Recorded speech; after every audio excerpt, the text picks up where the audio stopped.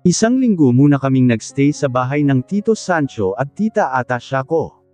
Habang inaayos pa ni Gray ang malilipatan namin, mas pinili ko lang din ang manatili muna sa bahay ng mag-asawa para makapag-adjust ang triplets, at makabubuti sa kanila dahil sa mga anak ni Summer na makakalaro nilang tatlong. Isang magandang balita ang sumalubong sa akin sa pagbabalik, nagkaayos na pala sina Savvy at Angela at magpapakasal na daw muli ang dalawa. Buntis na rin ito na tulad ko. Si Summer naman pakiramdam ko may problema siya sa mga magulang niya, para kasing hindi niya masyadong pinapansin ang mga ito. Hindi ako nag-uusisa kahit pa kuryoso ako, hihintayin kong si Summer ang magkwento sa akin. Isang malaking bahay na sa tingin ko matatawag na rin mansyon ang pinagdalhan ni Gray sa amin. Dito na raw kami titira na kasama siya. Nakakatawa, hindi pa kami nagkabalikan pero magkasama kami sa iisang bubong. Pero ginagawa naman namin ito para sa mga anak naming dalawa. Nagkausap kami nung isang araw, nabalitaan ko na tuluyan na niyang pinakawalan ang penthouse niya para sa bahay na ito. Ibinibenta niya iyon sa isa sa mga pinsan niyang binata na gustong-gusto ang penthouse niya. Banibiro pa nga siya ng mga pinsan niya kung naghihirap na ba siya kaya ibinibenta niya ang penthouse niya na unang investment niya. Pero ang sagot niya kung may sariling pamilya ka na, magiging matalino ka na sa kung paano mo hahawakan at gagastusin ang pera mo. He said his penthouse is important to him because it's his first investment, and it's also where we live after we got married. However, sometimes you have to let go of something, even if it holds a lot of sentimental value, for something bigger. He said he won't be using it anymore anyway. The money he gets from selling his penthouse will be added to what he spent on the large house he bought, where we will live together with our children as a family. Alam ko naman na darating na araw na tuluyang din kaming magkakaayos ni Gray. May mga anak kami at mahal ko pa rin siya. Galit lang ako nung nasabi ko sa kanya na hindi ko na siya mahal. Ramdam ko naman na mahal din niya ako. Pero ang Panginoon lang ang nakakaalam kung kailan iyon. Siguro kung kailan pareho na kaming magaling na dalawa. At handa na kami pareho. Nabawasan na rin naman ang galit ko sa kanya kahit pa hindi ko pa alam kung bakit nagawa niya akong saktan noon, at alam ko naman dahil ito sa mga anak ko. Sa tuwing nakikita ko kung gaano kamahal ni Gray ang triplets, hindi ko talaga mapigilan ang sarili ko at lalambot na lang ito. Ewan ko kung sadyang marupok ako pagdating kay Gray o dahil sa mga anak ko kaya ako naging marupok. Ramdam ko din ang pagmamahal niya sa mga batang nasa sinapupunan ko kahit pa ipinagbubuntis ko pa ang mga ito. Oo, mga nga, ayon sa amin ng upline ko na tita lang ni Gray, mukhang mahigit sa isa ang ipinagbubuntis ko pero hindi pa sigurado kung ilan ito dahil masyado pang maliliit ang nasa tiyan ko para masabi sa kung ilan ang mga ito. Mukhang magkakatotoo ang pangarap ni Gray na triplets na naman ang mga ito. Wow! Sabay na pagmamanghani na Alicia at Zahara nang tuluyan na kaming nakapasok sa bahay. Sumalubong sa amin ang malaking portrait na wedding picture naming dalawa ni Gray ang nakapaloob. Meron kaming prenup photos noon at may wedding picture din naman kami kahit papilitan yung kasal naming dalawa. Pakiramdam ko naman talaga, kahit pa nagsusungit si Gray nung pero para naman siyang excited na tulad ko. Kaya nga totoong ngiti ang nakikita ko sa kanya sa portrait. You two are married. Laking mata na tanong ni Zahara habang itinuro ang wedding portrait naming dalawa ni Gray. Of course, that's why mom got pregnant with us, because they got married. Si Alicia, then, why daddy isn't with us? Just like Aunt Summer, she isn't with her husband either. Si Zahara at kuryoso talaga. Maybe because they have a complicated situation too, just like ours. Si Alicia, there are things that only adults can understand, so don't worry about their problems. They are big enough to handle their big problems. Nagkatinginan kaming dalawa ni Gray, hindi namin mapigilan ang mapangiti pareho. Alam ko na marami pa kaming kailangan ipaliwanag sa mga anak namin pero paunti-unting maipapaliwanag din namin ang mga ito, at maintindihan din nila ang mga ito. I don't want to become an adult. There are a lot of complications. Si Alicia, me too, I want to stay a child and just keep playing. Si Zahara, because you have a childish mindset, nakangiwing sabi ni Ewan. Daddy, Daddy, sabay na tawag ni na Alicia at Zahara, isusumbong na naman ng mga ito ang kapatid. Nakangiti naman nilapitan ni Gray ang mga prinsesa niya. At kinausap ang mga ito, at nagpatuloy na kami na libutin ang bahay. Magkasama sa iisang kwarto sina Elisha at Zahara, masayang-masaya ang dalawa dahil sa gustong-gusto ng mga ito ang kwarto ng mga ito. Ganon din si Ewan, gustong-gusto din nito ang kwarto nito. May maliit na study room ang kwarto ni Ewan na may mga books na gustong-gusto nito na tulad sa hiniling nito sa ama. Pag ganito kasaya ang mga anak ko, para na rin akong inilipad sa kalawakan sa sobrang saya. Ang kasiyahan ng mga anak ko ay kasiyahan ko rin. Kaya siguro, lumalambot talaga ang puso ko kay Gray kahit paitanggi ko ito. Dumating din ang mga magulang ni Gray kaya tuwang-tuwa naman ang tatlong bata dahil sa pasalubong ng mga ito sa kanila. Spoiled na masyado ang mga anak. Hindi lang sa ama nila pati na sa mga magulang ng daddy nila. Thank you, Iha. Thank you for giving my son a chance. Ngayon, nakita ko na muli na masaya ang anak ko, ani ng mommy ni Gray, nasa may dining kami. Tumutulong kaming dalawa sa mga katulong para ihanda ang lulutuin. Blessing na rin mamaya sa bagong bahay namin at may maliit na family dinner lang. Kasama naman ni Gray at ng ama niya ang triplets. Buong akala talaga niya na nagkabalikan na kaming dalawa ni Gray pero wala din naman sa plano ko na baguhin ang inakala niya. Alam ko naman na doon din naman kami patungo ni Gray. At saka nagsasama na kami ni Gray sa iisang bubong, hindi ko mapigilan ang mga ito na isipin na nagkabalikan na kaming dalawa ni Gray. Isang ngiti lang ang itinugon ko sa kanya. Alam mo hanggang ngayon, inuusig pa rin ako ng konsensya ko, hindi pa kasi ako nakahingi ng tawad sa'yo.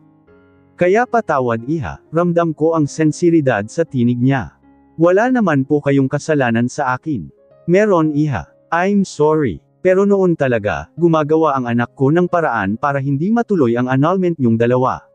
Niloko namin siya ng ama niya, nagawa namin siyang ikulong sa isla para hindi lang niya hadlangan ang annulment niyo. Dahil na rin ito sa kahilingan mo at sa ina mo. Pero maniwala ka na alam kong hindi na nagiging masaya ang anak ko mula nung nagkahiwalay kayong dalawa. Alam kong mahal na mahal ka niya. Hindi ko alam kung ano ang maramdaman ko sa sinabi niya. Naamin na rin sa akin ng ina ko na ang sulat pala noon na natanggap ko ay hindi talaga galing kay Gray kundi may binayaran lang daw siya para sundin ang sulat kamay ni Gray. Hindi naman ako galit sa ina ni Gray, may kunting pagdaramdam lang siguro. Pero at least ngayon, alam ko na ang rason kung bakit nawala na lang bigla si Gray noon. Hindi pala ito nagbabakasyon kasama ang ibang babae kundi ikinulong pala ito ng mga magulang nito sa isang isla. Hindi ko maintindihan kung bakit nakaramdam ako ng awa kay Gray. Patawarin mo ako Iha, nagsumamo ang titig ng ina ni Gray sa akin. Nakatitig ako sa kanya saka na rin ako ngumiti. Okay lang po. Nakaraan na po yun. But I find it hard to suppress my feelings of regret, especially when I'm with my grandchildren. It's our fault, my husband's and mine, that they grew up without knowing their true parents. Please don't place all the blame on your mother because we also bear responsibility. I hold on to hope that you and your mother will mend your relationship. I know she loves you very much. Sometimes, as mothers, we do things that are wrong for others, but we do them out of love for our children. While your mother's actions may have been misguided, the undeniable truth remains that she loves you dearly, Christel. Hindi ko alam kung paano siya sagutin pero tagos naman sa puso ko ang sinabi niya. Medyo nabawasan na rin naman ang galit na naramdaman ko para kay mommy. Siguro dahil mahal na mahal ko rin ang ina ko kaya hindi ko talaga magawang magalit ng matagal dito. Nasa loob ako ng kwarto ko, kailangan kong magbihis, medyo naiinitin ako sa suot ko at pinapawisan rin ako dahil sa pagtulog ko kanina sa dining. Mamaya lang, darating na rin ang mga bisita namin pati na rin ang pari na siyang mag-blessed nitong bahay namin.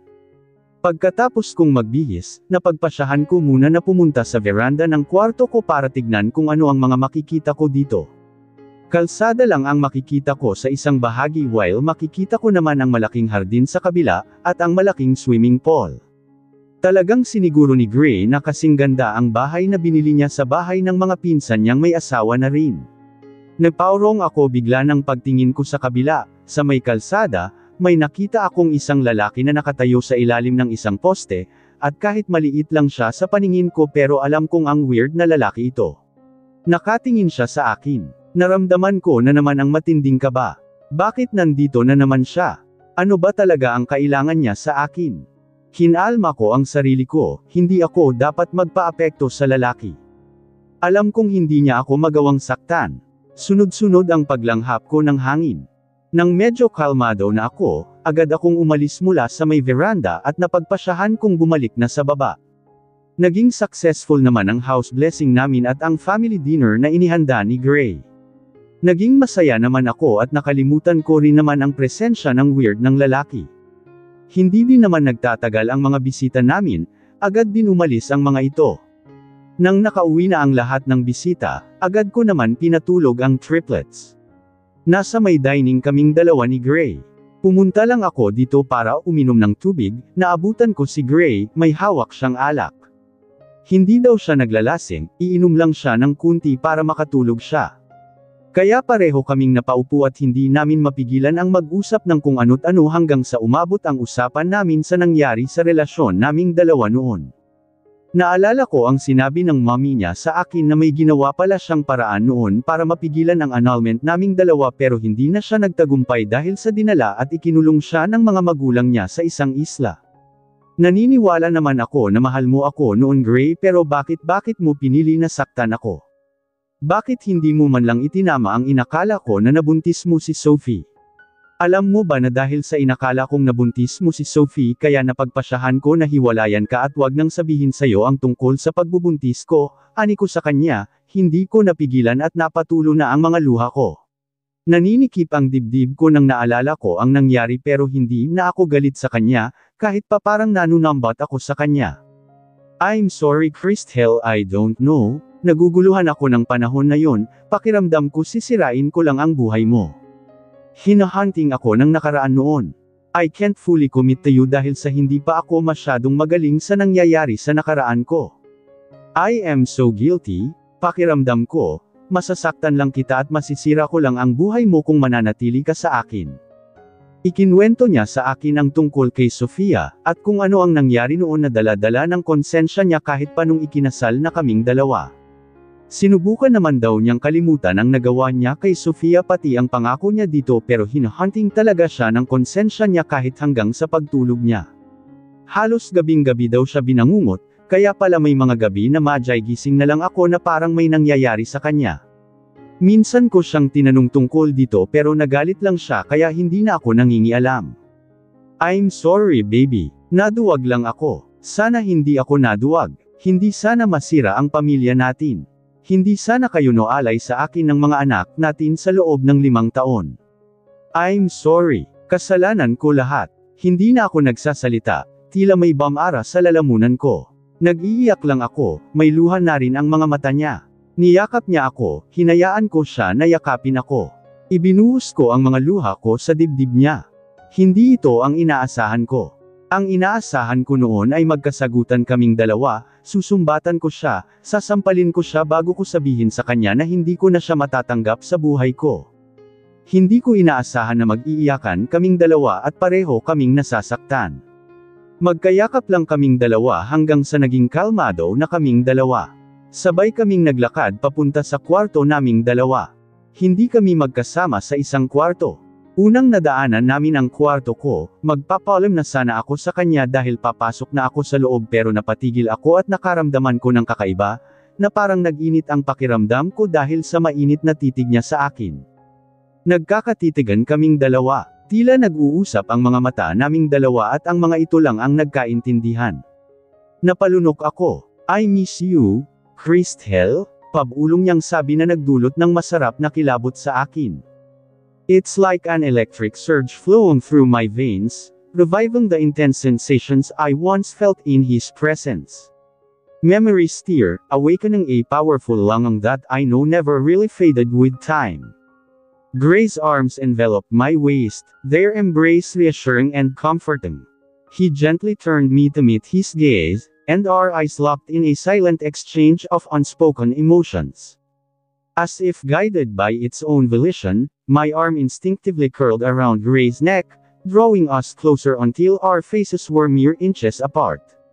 In that intimate closeness, our shared gaze spoke volumes. I couldn't deny the truth, I missed him deeply, a longing that stirred within me despite everything. Hindi ko na namalayan kung paano kami nakapasok ng tuluyan sa kwarto ko at ngayon, nakasandal ako sa pinto habang nakaharang naman siya sa akin. Halos kinakapos kami ng hininga ni Gray pagkatapos. Habol namin pareho ang hininga namin. Nang medyo nahimazmasan na kami, nagkatinginan kaming dalawa ni Gray. Pagkatapos ng mainit naming pagtatalik ay ang mainit naman na pagtitinginan namin. I love you, aniya. Napangiti ako. I love you too. Ani ko naman sa kanya na alam ko ikinasaya niya ng sobra. Tulad ng ginagawa ko noon, napagpasyahan kong dalhan ngayon ng pagkain si Gray. Gustong gusto ko itong gawin noon at gusto kong gawin muli nito ngayon. Napatingin pa sa akin ang sekretarya niya, plano pa akong pigilan nito pero hindi ako nagpapigil nito. Gusto kong surprisahin si Gray kaya agad kong binuksan ang pinto ng opisina niya at ganun na lang ang paninigas ko nang kitang-kita ng dalawang mga mata ko si Gray at may nakakandong na babae dito. At kilala ko ang babaeng nakaupo sa hita niya, walang iba kundi ang ex-girlfriend niyang si Margaret. Nabitawan ko ang dala ko at lumikha ito ng ingay kaya mabilis na maitulak ni Gray si Margaret. Baby, si Gray. Magpapaliwanag ako. Hindi na ako nagsasalita, mabilis akong tumalikod. Hindi ako makapaniwala. Buong akala ko, okay na kaming dalawa ni Gray but he cheated on me. May relasyon pa pala silang dalawa ni Margaret. Agad na napatulo ang luha ko. Niloko lang ako ni Gray. Niloko niya ako muli. Sinundan ako ni Gray pero mabilis kong isinara ang elevator para hindi niya ako maabyutan. Sakit at galit ang naramdaman ko sa sandaling ito. Hindi ko alam kung saan ako patungo. Puno ng luha ang aking mga mata. Sobra akong nasaktan sa nadiskubre ko, pakiramdam ko, niloloko ako ni Gray sa ikalawang pagkakataon. Nakasakay ako sa isang taxi. Hindi ko binalikan ang kotse ko sa park area ng kumpanya dahil gusto ko nang makalayo sa lugar. Maya-maya lang, nakaramdam ako na parang nanghihina ako, sobra akong inaantok na hindi ko maintindihan. Hanggang sa tuluyan kong nasara ang mga mata ko. Hindi na niya naabutan si Christel. Halos nil-aibot na nga niya ang buong park area ng kumpanya sa pag-asang maabyutin niya ito. Pero hindi na niya ito nakita. Kanina pa din niya tinatawagan si Christel pero hindi din ito sinasagot ang tawag niya hanggang sa hindi na niya ito makontak. Mukhang galit na galit talaga sa kanya si Christel. Hindi siya nagtaksil kay Christel kahit naabutan pa sila nito ni Margaret sa hindi nakakatuwang sitwasyon. Mahal niya si Christel, mahal niya ang pamilya niya, hindi siya gagawa ng bagay na maging dahilan para masira ang pamilya niya. Pinuntahan siya si Margaret dahil gusto nitong humingi ng tulong sa kanya. Gusto nitong humiram ng pera sa kanya para sa operasyon nito. May brain tumor daw kasi ito at siya na lang ang malalapitan nito.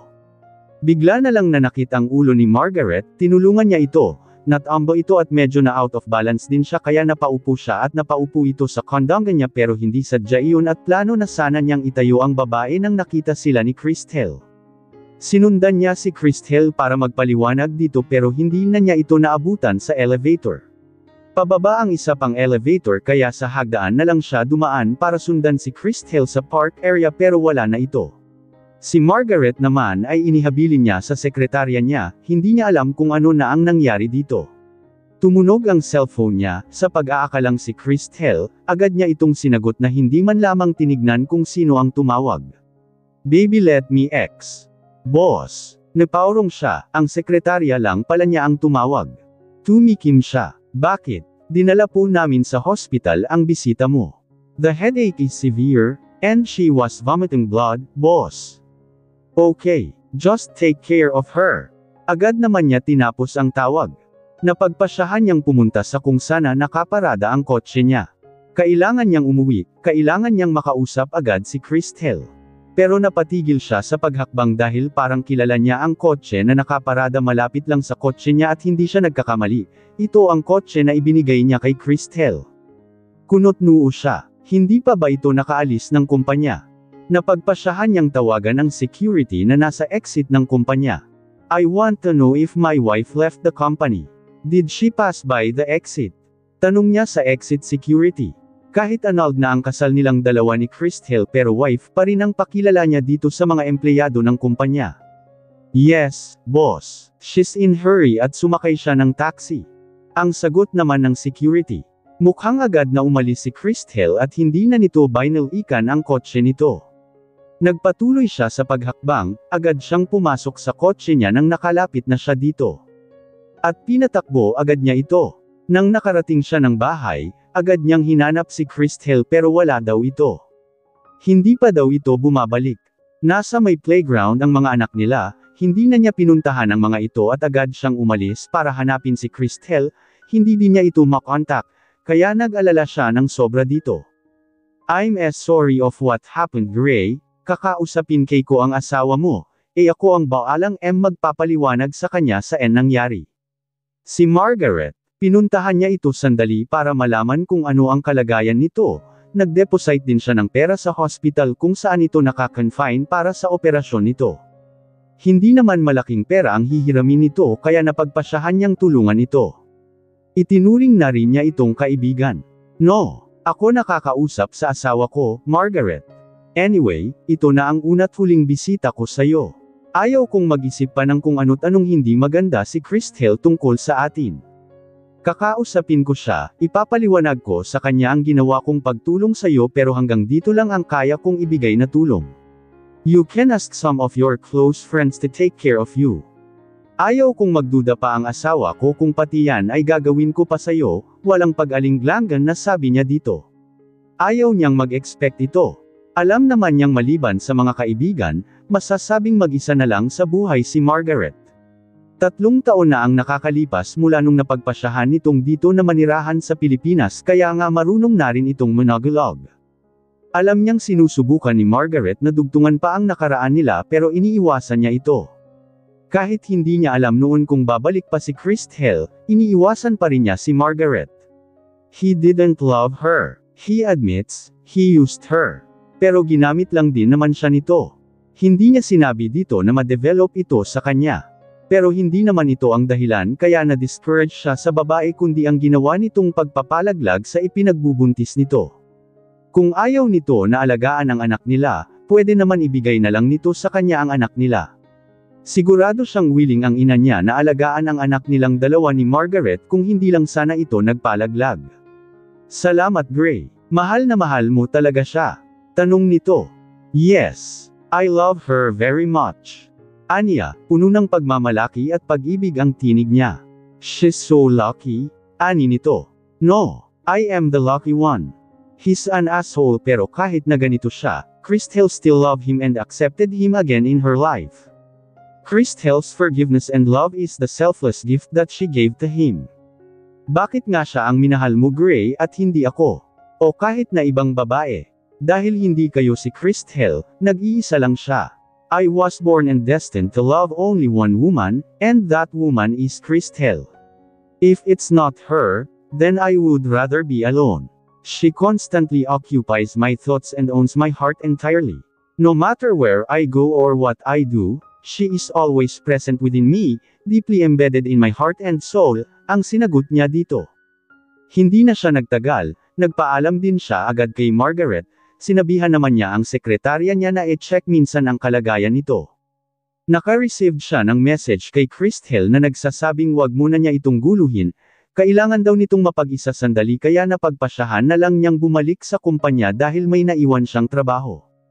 Alam naman niyang hindi aalis si Christelle, hindi iiwan ito ang mga anak nila. Inihabilin na rin niya sa mga kasambahay na tawagan siya pag dumating na si Christelle. Hindi naman kasi ito nagre-reply sa text niya at sumasagot sa tawag niya. Napatingin siya sa pinto, buong akala niya si Christelle ang dumating pero ang mommy niya ang sumalubong sa paningin niya. Mom, nakangiti niyang sabi. Are you busy? Tanong nito sa kanya. Not really. Well, may inilapag ito sa mesa niya. This is what you asked from me. Napangiti siya at kinuha niya ito, binuksan niya ito, parang maiiyak siya sa sobrang saya nang nakita na ito. Ito talaga ang ini-imagine niyang maging hitsura sa hiniling niyang i-disenyo ng ina niya. Parang din nagningning ang mga mata niya habang nakatingin dito. Ini-imagine na niya na suot ito ni Christelle, bagay na bagay ito para sa babaeng mahal na mahal niya. He can't wait to see her wearing this. Thank you, Mom. You're the best. You're always my favorite jewelry designer. Aba, dapat lang. I am your mother, natatawang sabi nito. Of course, ngumiti siya sa ina. Saka napatingin siya muli sa hawak niya. He is excited para ibigay na ito kay Christelle. Samantala, nagising si Christelle sa hindi pamilyar na lugar. Medyo nanakit ang ulo niya kaya naipikit niya muli ang mga mata, inalala niya ang nangyari. Pinuntahan niya si Gray para dalhan ito ng lunch nito pero naabutan niya ito habang kondang si Margaret. Agad siyang umalis ng kumpanya, sumakay siya ng taxi at nakatulog siya, nagising na lang siya sa lugar na ito. Ibinuka niya muli ang mga mata at ipinalinggan niya ang mga mata sa buong paligid. Sobrang nanlaki ang mga mata niya nang napagtanto niyang nasa isang kulungan siya. Napabangon siya at umalis siya mula sa kamang hinigan niya. Palakad-lakad siya. Magkahalong takot at pagkaalala ang naramdaman niya. Hindi niya alam kung paano siya napunta dito. Anong nangyari? Bakit siya nandito? Sinong nagdala sa kanya dito? Sino ang, mabuti naman ang gising ka na napatingin siya sa nagsasalita at ang weird na lalaki ang nakita niya. Ikaw na naman, ano ba talaga ang kailangan mo sa akin? Lakas loob niyang tanong dito. Hindi niya dapat iparamdam dito na natatakot talaga siya dito. Lion ba ang itinuro nila sayo? Is that how you treat your father? Father. Paulit-ulit sa isip niya ang sinabi nito na ama niya ito. You're a liar, patay na ang ama ko. Ito sa sinabi sa kanya ng mommy niya pati na ng tita ata siya niya. Lion ba ang pinaniwala nila sayo? O yan ang inakala nila? Natatawa ito. Matalim ang titig na pinakawalan niya dito. Para itong baliw sa paningin niya. Sigurado siya na hindi niya ito ama. Nagpapanggap lang siguro ito na ama niya. Pero bakit? Anong dahilan nito? Para sa pera. Pera ba ang kailangan nito? Kung pera ang kailangan mo, handa kong ibigay sa'yo yun. Tantanan mo lang ako. Pakawalan mo ako. Mas lalong lumakas ang tawa nito na parang nag-echo sa buong paligid. Tumatayo ang mga balahibo niya dahil sa tawa nito. Baliw na baliw ito sa paningin niya. Pera. Ang lakas talaga ng tawa nito. Sa tingin mo kailangan ko ng pera. Para sabihin ko sa iyo anak, mayaman itong ama mo. Marami akong secret account na nagamit ko mula nung nakatakas ako sa lugar na ginawa nilang kulungan sa akin. Ako ang ama mo Christelle at hindi pa ako patay. Dinala nila ako sa mental at pinalabas nilang baliw ako kahit hindi ako baliw. Hindi niya alam kung ano ang sasabihin sa sinabi nito. Hindi din niya alam kung ano ang maramdaman. Ang alam lang niya natatakot siya dito. At para sa kanya, malala ang sakit nito. You're crazy. Hindi niya napigilan sambit. Hindi ako baliw. Galit na galit sabi nito. Natakot siya bigla dahil nanlilisik na lang ang mga mata nito habang nakatingin sa kanya.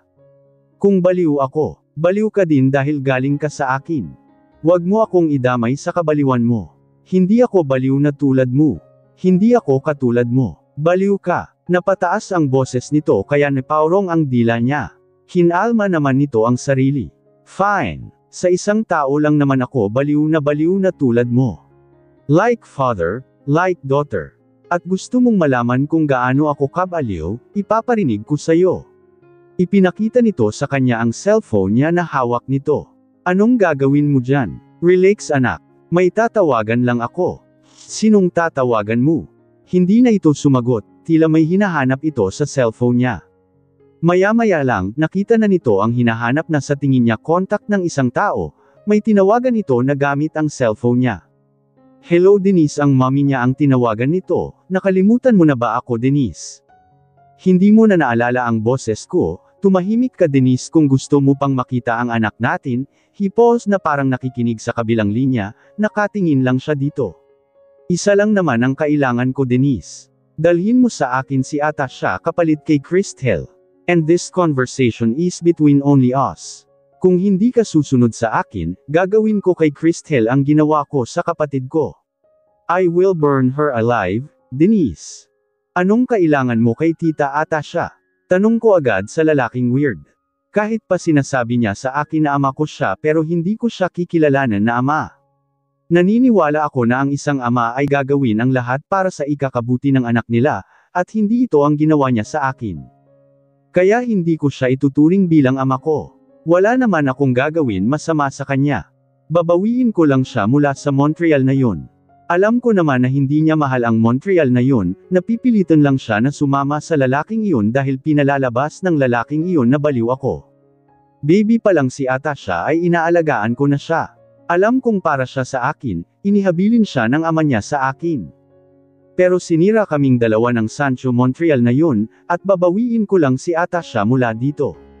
Kaming dalawa ni Atasha ang para sa isa't isa. Ang kagustuhan ko lang na mabawi si Atasha ang dahilan kaya ginawa ko ang lahat para makatakas ako sa lugar kung saan ako itinago at ikinulong ng Sancho na yun, pati na yung buweset na si Caleb Delfango. Pero wala akong pakialam sa Delfango na yun, dahil si Atasha lang ang kailangan ko. Sa wakas, magsasama na rin kaming dalawa. Magiging masaya na kaming dalawa, mahabang kwento ng baliw sa akin. Napailing-iling ako sa sinabi niya sa akin. Ngayon ko lang mapagtanto kung bakit takot na takot si mommy nang minahal ko ng sobra si Gray. Dahil pala sa ganito talaga ang ama ko. Natatakot si mommy na matulad ako sa ama ko pero hindi ako tutulad sa kanya. Hindi lang siya obsessed, talagang baliw na baliw siya. Literal na baliw sa pag-ibig. Sa nakaraan niya na isang stupidong rason. Isang rason para mapagtakpan ng katotohanan na hindi ka naman talaga niya minahal. Hindi ka mahal ng lalaking yun, pinakisamahan ka lang niya dahil sa mga anak niyong dalawa. Ginawa ka niyang tanga, at gagawin ka pa niyang tanga kung hindi ka madyay gising. Kaya ikaw ang dapat magising, hindi ako. Tama na. Tumigil ka. Namamasa na ang mga mata ko. Parang sibat ang mga salita niya. Walang damdamin pero tumatagos sa puso ko. You are my daughter. I am helping you. Ayaw kong masaktan ka pa anak. Hindi ka mahal ng lalaking iyon. Dahil kung mahal ka niya, dapat nag-propose na siya ng kasal sa'yo. Ang tanong ko, did he propose? Did he mention about marrying you? Tuluyang napatulo ang luha ko. Gray didn't really propose to me kahit pa maayos na kaming dalawa. Ang laging sabi nito sa akin ay mabubuo ang pamilya namin, na gagawin nito ang lahat para sa mga anak namin. Ibig bang sabihin nito na pinakisamahan lang ako ni Gray dahil sa mga anak namin at hindi naman talaga ako mahal nito? Maniwala ka Christel, hindi ka naman talaga mahal ng lalaking iyon. Lalaki ako at alam ko kung ano ang tunay na nagmamahal. Leon ay gagawin mo ang lahat makasama mo lang ang taong mahal mo, ipaglalaban mo ito. Ginawa ba sa'yo ng lalaking yun ang sinabi ko? Hindi ka niya pinuntahan sa UK nung hindi pa niya alam na may anak kayong dalawa. Kung totoong mahal ka ng lalaking iyon mula pa noon, pinuntahan ka niya dapat sa UK at inayos niya agad ang pagsasama niyong dalawa pero hindi niya ginawa dahil hindi ka talaga niya mahal. Hindi ka mahal ng lalaking yun. Hindi. Ang tunay na nagmamahal ay ang tulad ko. Ang ginagawa ko ay ang nagpapakita ng isang wagas na pagmamahal na hindi ginawa sa iyo ng lalaking iyon dahil sa hindi ka naman talaga mahal ng lalaking iyon. Tumigil ka. Pasigaw kong sabi sa kanya, pinunasan ko ang luha ko. Hindi totoo ang sinasabi mo. Hindi mo alam kung ano ang tunay na pagmamahal. Hindi ka marunong magmahal. Hindi ka nagmamahal. Baliw ka lang. Baliw ako. Anong tingin mo sa sarili mo? Hindi ba kabaliwan ang magpapakatanga ka muli sa lalaking hindi ka naman mahal? Kung baliw ako, isa ka rin baliw. Magkatulad tayong dalawa. Ako ang ama mo. Kung ano ako, ganun ka din, tumawa na naman siya. Walang lalaking magmamahal sa'yo. Hindi ka karapat-dapat mahalin kaya hindi ka tunay na minahal ng lalaking iyon. Hindi ka nabuo dahil sa pag-ibig, nabuo ka para maging kasangkapan sana. Kaya hindi ka minahal ng lalaking iyon dahil isa ka lang kasangkapan para sa kanya tulad sa kung paano ka nabuo. Kasangkapan ka para magkahiwalay sina Sancho at Atasha. Hindi ka totoong mahal ng ina mo. Hindi ka totoong mahal ng mga taong nakapaligid sa'yo, ginawa ka lang nilang kasangkapan. Dahil iyon naman ang tunay mong papel kaya ka nabuo at isinilang. Isang kasangkapan at hindi dapat minahal. Hindi mo ako katulad. Hindi ako baliw. Minamahal ako, hindi katulad mo na pinaniwala mo lang ang sarili mo na minahal ka. Pinunasan ko ang luha ko. Hindi ako dapat magpadala sa mga sinasabi niya sa akin. Isa siyang baliw at hindi na niya alam ang mga ginagawa niya at sinasabi niya dahil sa wala siya sa tamang pag-iisip. Tumigil ka. Matuto kang rumspeto sa akin. Ama mo ako. Utang mo sa akin ang buhay mo. Ako ang dahilan kaya nandito ka ngayon, kaya matuto kang rumspeto sa akin. Nanlilisik na lang bigla ang titig niya sa akin, na parabang kaya niya akong patayin. Pero hindi ako dapat matakot sa kanya. Kailangan kong lakasan ang loob ko. Hindi ako dapat magpapadala sa takot ko. Hinamag ko ang sarili ko. Hindi kita kinilalang ama at hindi ko utang sa iyo ang buhay ko. Hindi ko napaghandaan ang susunod niyang gagawin sa akin. Kinuha niya ang baril niya at itinutok niya ito sa akin. Nanlaki ang mga mata ko sa ginawa niya. Hindi ko lubos akalain na kaya niya itong gawin sa akin, na kaya niya akong tutukan ng baril pagkatapos niyang ipagmalaki sa akin ang katotohanan na ama ko siya. Pero hindi ako nagpakita ng takot sa kanya. Pagkatapos kong pakalmehin ang sarili ko dahil sa ginawa niya, sinalubong ko ang matalim na titig niya sa akin. Kung hindi mo ako kinilalang ama, hindi din kita kinilalang anak. Hindi ko intensyon na magkaroon ng anak kay Denise kung hindi lang kailangan. Isa ka lang kasangkapan para matupad ang mga plano ko. Si Atasha ang mahal ko. Sa kanya ko pinangarap na magkaroon ng anak. At hindi sa ina mo. Dahil sa isa ka lang kasangkapan kaya pag matapos na ang papel mo dito sa mundo, pag nasa akin na muli si Atasha, papatayin din kita. Dahil wala ka ng pakinabang sa akin. Ako ang lumikha sa iyo kaya ako din ang magdesisyon kung kailan tapusin ang buhay mo. Kaya papatayin din kita, susunugan kita na katulad sa ginawa ko sa kapatid ko noon. Sinunog ko siya na buhay dahil wala na siyang pakinabang. Ang kaibahan lang sa inyong dalawa, inutil siya nung sinunog ko kaya hindi na siya nakaramdam ng sakit pero ikaw tumawa siya. Ang sarap sigurong pakinggan pag sumisigaw ka sa sakit. Ganun talaga, kailangan ka nang idispat siya dahil wala ka ng pakinabang sa akin. Wala naman nagmamahal sa'yo ng totoo kaya wala na din saysay ang mabuhay ka pa, ngumisi siya. Isang demonyo ang tingin ko sa kanya. May sungay at buntot siya. Isa siyang demonyo. Kailangan kong makatakas dito. Kailangan kong makatakas mula sa kanya pero paano ko gagawin ito kung nakakulong ako sa selda ito? Samantala. So, hindi totoong namatay si Stephen. Sino yung inilibing natin noon? Sino yun Sancho? Sunod-sunod na tanong ng pinsan niyang si Atasha sa asawa nito na si Sancho. Sa video chat lang niya nakakausap ang mga ito. Nasa Okpa siya at nagpabook pa lang siya ng flight pauwi sa Pilipinas. Alam niyang may usapan sila ni Stephen na wag ipaalam sa kahit sino ang tungkol sa usapan nila. Pero mas pinili niyang humingi ng tulong sa pinsan niya at sa pamilya nito. Kilala niya si Stephen, maliban sa baliw ito, demonyo din ito. Kahit susunod pa rin siya sa gusto nito na dadalhin dito na pasekreto ang pinsan niyang si Atasha, hindi pa rin siya nakakasiguro sa kaligtasan ng anak niyang si Christel. Maliban pa dito, ayaw din niyang mapahamak ang pinsan niyang si Atasha sa kamay ng walang kaluluwa na si Stephen. Litong-lito ang pinsan niya, pati din naman siya ay nalilito din dahil tulad kay Atasha, buong akala din niya ay patay na si Stephen pero bakit buhay na buhay pala ito? Buhay pa si Stephen, ipinasok ko siya sa isang facility na nangangalaga sa mga taong may sakit na katulad sa kanya. Binayaran ko ang facility na yun para alagaan siya buong buhay niya. Tulog lang siya na parang patay nung nakita mo siya. At walang laman ang kabaong inilibing noon, si Sancho, hindi din siya halos makapaniwala sa narinig. Ano? Bakit ka nagsisinunggaling Sancho? Bakit hindi mo sinabi sa akin ang totoo? Nagkaroon ka ng phobia dahil sa ginawa niya sa'yo. Lagi kang binangungot ata siya. I want you to live normally na walang takot na baka balikan ka niya. Kaya kailangan kong itago ang totoo na buhay pa si Stephen. Patawad. Napatulo ang luha ni Denise. Buhay nga si Stephen at nanganganib ang buhay ng anak niya dito. Bakit ba kailangan pang bumalik ni Stephen at guluhin ang tahimik na buhay ng anak niya? Mahal niya si Christel kahit pa nabuo lang ito para maging kasangkapan na masira ang pagsasama nina Sancho at Atasha, pero mahal na mahal niya ito. Ginawa niya ang lahat para maprotektahan lang ito, hindi niya alam na babalikan ito ng isang multo ng nakaraan para maging kasangkapan muli dahil ngayon, ginagamit na naman ni Stephen ang anak niya para makuha nito si Atasha. Baliw si Stephen. Baliw na baliw ito. Pagkatapos ng mapag-usapan ang plano kung paano mailigtas si Christel, lumabas na ng kwarto si Gray. Hindi siya sang-ayon sa plano kung paano ang iligtas ang babaeng mahal niya pero wala siyang magagawa dahil iyon ang napagpasyahan. Hindi na siya makapaghihintay hanggang sa dumating ang tamang oras na sinabi nila para iligtas si Christel. Kailangan daw kasi silang mag-ingat dahil masyado daw mapanganib na tao na sinasabi nilang kumidnap kay Christel na walang iba kundi ang ama lang din ito. Kaya kailangan niyang gumawa ng hakbang na hindi alam ng kamag-anak niya. Ililigtas niya si Christel at alam niya kung sino ang makakatulong sa kanya.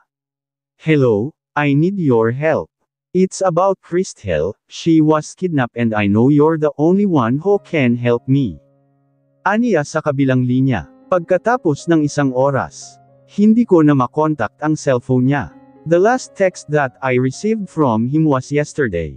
Aniya kay Harvey, kasama nito ang isang secret agent ng Saavedra Empire at matalik din na kaibigan nito na si Brill at ang asawa ng huli na si Helena, pero mukhang hindi naman mag-asawa ang dalawa dahil mula nang dumating ang dalawa, wala na lang ginawa ang mga ito kundi ang mag-away. Ang sabi sa kanya ni Harvey, hayaan na lang daw niya ang mga ito dahil sanay na sila sa mga ito. Mortal na enemy talaga daw ang dalawa mula pa nung mga bata ang mga ito at napilitan lang na magpakasal dahil sa hindi sinasadyang nabuntis si Helena nang nagkaroon ng one-night stand ang dalawa dahil sa kalasingan. Hindi secret agent si Helena pero sa Saavedra Empire ito nagtatrabaho at nasa computer ito lagi nakaharap. Helena, sa tingin mo ba kaya mong i-trace kung saan ang huling lokasyon ni Christel by her last text? Tanong ni Harvey sa babae. I can give a try, si Helena. Ibinigay niya dito ang cellphone, kinuha nito ang numero ni Christel at may ginawa na ito sa laptop na nasa harapan nito.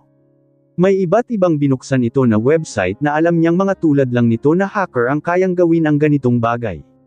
Si Brill naman ay busy din sa ginagawa nito. I am in guys si Brill.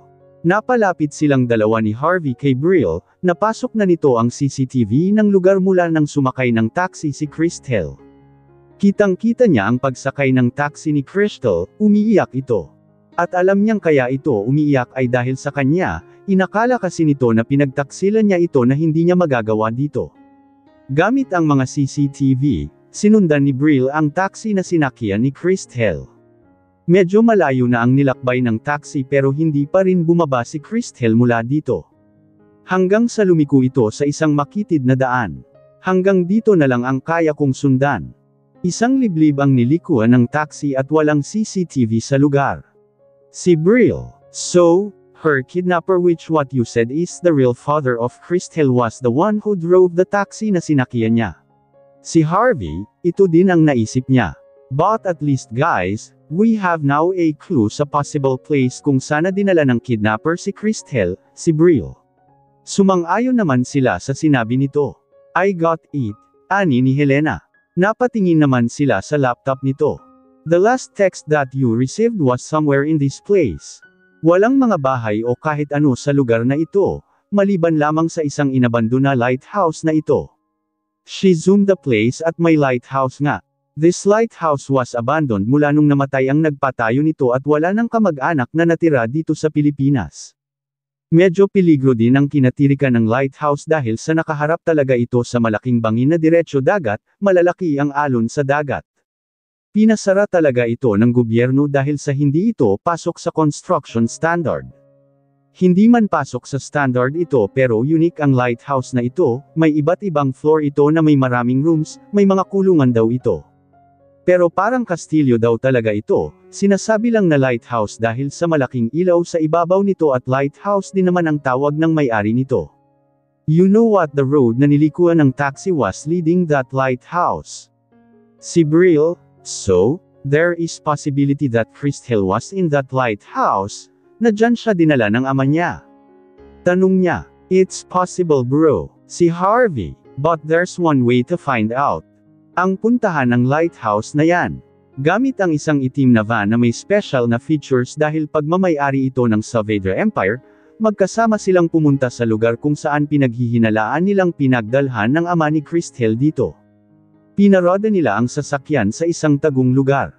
Guys, we're going inside the lighthouse. You will be our lookout, barilin nyo lahat na makikita nyo na papunta sa lighthouse. Huwag nyong gamitin ang totoong bala, just the sleeping bullet. Hindi natin alam kung sino ang kalaban at baka madamay pa natin ang mga sibilyan. You know my Tito Gareth and my brother is. Paalala na naman ni Harvey sa dalawang may iwan sa van na sina Brill at Helena. Why can't I go inside? Si Helena na lang ang lookout, gusto ko yung action, nakakaboard ang magbantay sa labas. Reklamo ni Brill, you just can't leave Helena here. Hindi siya lumalaban. Si Harvey, bakit pa kasi sama-sama ang babaeng yan? Ani ni Brill sa asawa. Hoy gago, hindi ko hinihingi ang opinion mo. Buweset, kung gusto mong umalis, umalis ka, sana mahulog ka sa bangin. Kayang-kaya niya ang sarili niya. Matatakot sa kanya ang mga kalaban kung ganyan siya katapang. We can't leave Helena here. You stay here and that's an order as your superior. Si Harvey, what the F***?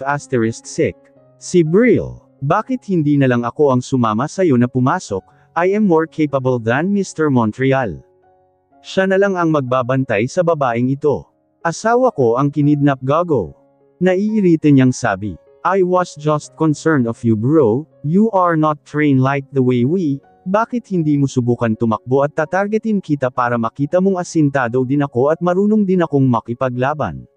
Yan ang pinakamagandang narinig ko sa lahat, si Helena, I can't wait to see your face Brill habang tumatakbo ka dahil tina-target ka at sana nga matamaan ka sa puwet mo.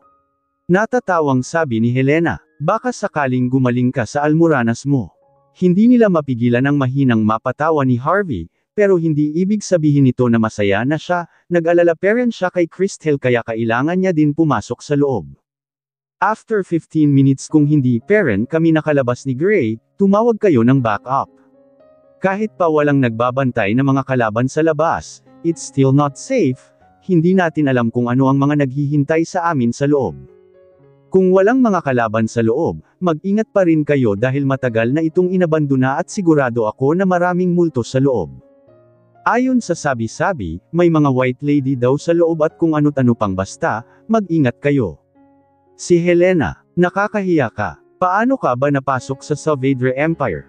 Si Brill, sumama ka na lang kaya. Si Helena, pagkatapos nilang maghanda ni Harvey, maingat naman ang kilos nila papunta sa entrance ng lighthouse. Pareho silang may dalang baril. Sa wakas nakapasok din sila na walang hamarang sa kanila. Sa itaas ka pupunta, pababa naman ako. Si Harvey. Tangulang ang sinagot niya sa kaibigan. Bumaba sa hagdanan si Harvey, siya naman ay pumanhik sa itaas. Tama nga ang sinabi ni Helena, parang hindi lighthouse ang loob nito dahil sa imbes na hagdanan lang ang nakikita pero may iba't ibang floor ito na may maraming pinto. Samantala, takbo at tago lang ang ginawa ni Crystal, hindi niya alam kung anong lugar itong pinagdalhan ng ama niya sa kanya. Sobrang taas naman kasi nito at masyadong matataas ang mga hagdanan. Nakatakas siya kanina sa ama niya, naloko niya ito nang sinabi niya dito na kailangan niyang tumae. Kaya dinala siya nito sa isang restroom, nagkaroon siya ng pagkakataon na tumakas mula dito. Itinulak niya ito. At nung tumakbo siya, pumanhik siya sa itaas kasi nakakatakot tignan ang ibaba dahil mukhang ang dilim doon. Hinabol siya ng ama niya at may dala itong baril. Sa tingin niya wala itong kasama, wala naman kasi siyang nakita na ibang tao. Ipinalinggan niya ang mga mata sa buong paligid ng kwartong napasukan niya. At nanlaki ang mga mata niya at muntik na siyang mapasigaw nang may nakita siyang isang puting damit na nakasabit na parang isang white lady. Lumapit siya dito, hindi naman ito white lady kundi damit lang. Habang nakatingin siya sa damit, may nabuong plano sa isip niya. Pwede niya itong gamitin para takutin ang ama niya para makatakas siya sa lugar na ito. Baliw naman ang ama niya kaya gamitin niya ang kabaliwan nito para makatakas siya. Maya-maya lang, suot na niya ang damit, pero kailangan magmukha talaga siyang white lady. Binuksan niya ang closet ng drawer at napangiti siya nang may nakita siyang make-up set. Wala siyang pakialam kung sakasakaling expire na ang mga ito o anong brand ang mga ito, ang mahalaga lang ay ang makatakas siya. Madaling gamutin ang allergy kaysa mamatay siya sa kamay ng ama niya. Nang sa tingin niya, pwede na ang hitsura niya at mapagkamalan na siyang white lady, napagpasyahan na niyang lumabas mula sa pinagtatagwan niya. Madali lang naman lokohin ang baliw niyang ama. Pero pagbukas niya ng pinto, napasigaw na lang siya nang sumalubong sa paningin niya ang isang Dracula, pareho silang napasigaw nito sa takot.